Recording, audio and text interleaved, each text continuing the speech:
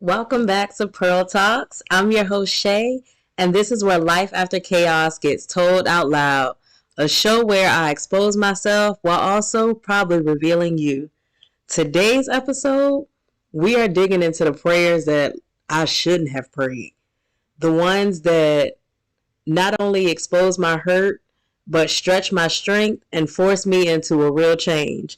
But before we get into it, y'all know we have to do my favorite part.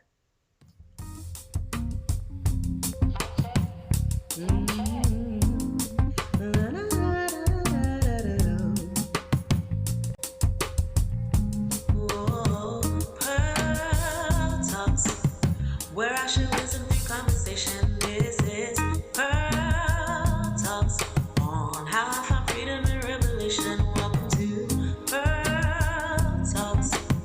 Like, share, and comment. I know you love it. I'm sharing all my world through Pearl Talks. Oh yeah, that's gonna be fire. That's gonna be fire.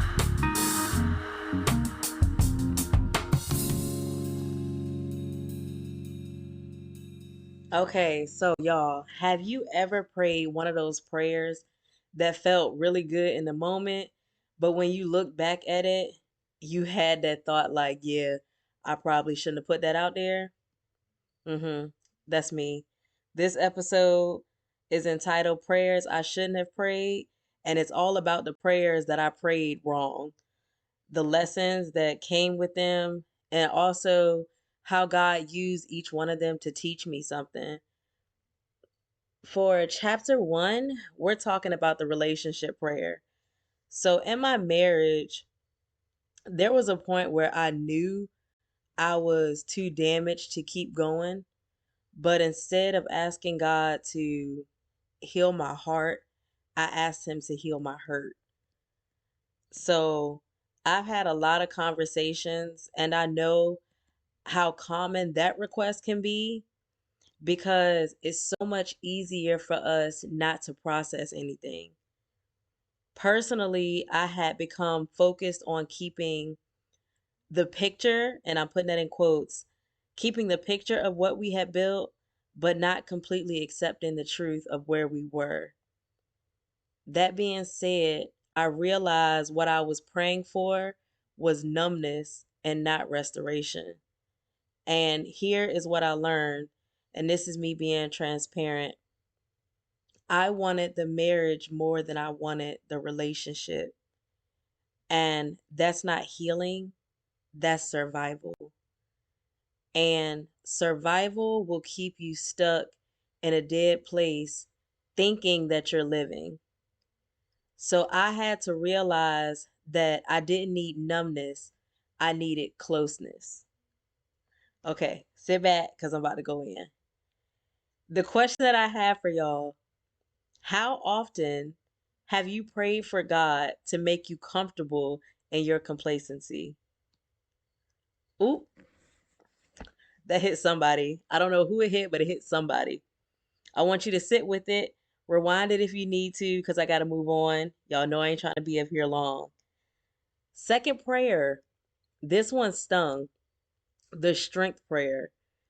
I used to pray for strength and endurance. I know it sounds good, but I was really asking for strength to carry things that God never even gave me. I know the Bible says that God won't put more on you than you can bear, but it doesn't say that you won't overload yourself.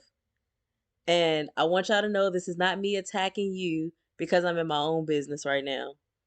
If y'all been listening to me, y'all know that I said in episode 3 that I'm an actively depressed person.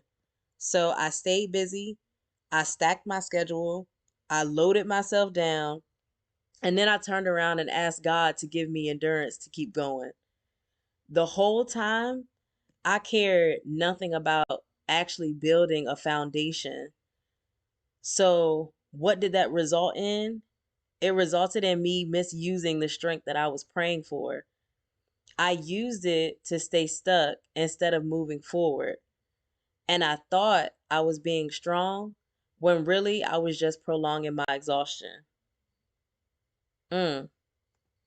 Prayer number 3, the change prayer. Okay, so I prayed for change and for things to be different, but I never got specific with my prayer. I never said exactly what I wanted changed, nor how I wanted things to change.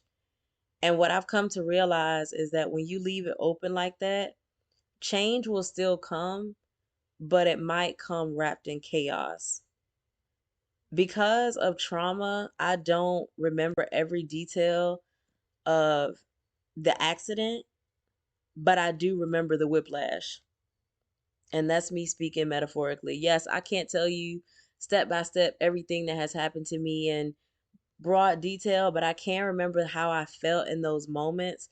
And what I learned now is that I have to pray differently. I pray now for clarity. I pray for action. I had one of my friends tell me to never leave a business meeting without an action item. And that really stuck with me in so many different aspects of my life, especially in prayer. I don't leave prayer without an action. The Bible says, because I'm going to get in the Bible today, write the vision and make it plain. Clarity matters, and change without clarity is simply confusion. So I have another reflection question, and I hope y'all are writing this down somewhere because I'm moving today. What's the last prayer you prayed that wasn't about growth, but only about comfort? hmm What's the last prayer you prayed that wasn't about growth, but about comfort? So before I end, I got to lighten it up just for a second because every prayer that I've been praying over the course of the last 10 years weren't always deep. For example, I used to say, Lord, Lord, if you make me skinny again, I promise I won't mess it up this time. I know, I know at least 3 people who listen to this podcast have prayed that prayer for themselves. And what I can tell you now is that it's a lie. It was an absolute lie because the moment somebody brings me a plate of well seasoned food, guess what I'm going to do? I'm going to go and eat it. But let me bridge this right. I can laugh about it now, but that prayer showed me how I often wanted shortcuts instead of transformation. And it's not even just about weight, but that's about life in general.